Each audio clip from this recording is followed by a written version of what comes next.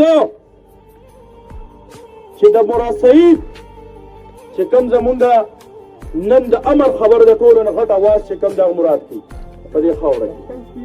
پرون تاسو ته پته د عزتمند یو خبره ستاسو په نوټس کې راوسته غواړم.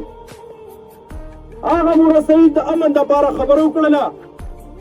چې روزه د امن دپاره مونږ خلکو ډېر قربانۍ ورکړي او یو ځل بیا حالات دغ کېږي د امن دپاره روزه مونږ د امن جنډه په لاس کې لرو مونږ امن غواړو. نن تاسو وګورئ عزتمندو، نن د هغه د یو عام کس را پاڅېدلی دی او په مراد باندې فایار کړی چې دی بغاوت جوړوي. یار د افسوس خبره ده. او بیا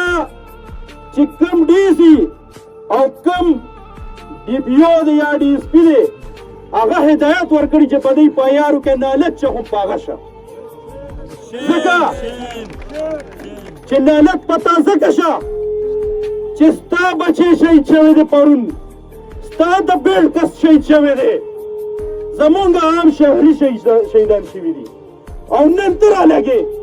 او په هغه باندې اف آی آر کې او اف آی آر سیل کوي. وخت له پکار ده چې ډېر د افسوس خبره ده،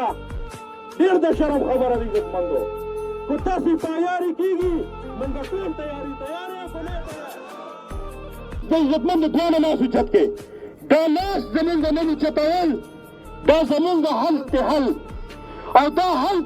د هغې ورځې پورې به وي چې څو پورې په دې خاوره کې امن وي نو موږ به په خپله خاوره امن غواړو او دا به زموږ حل وي. عزتمندو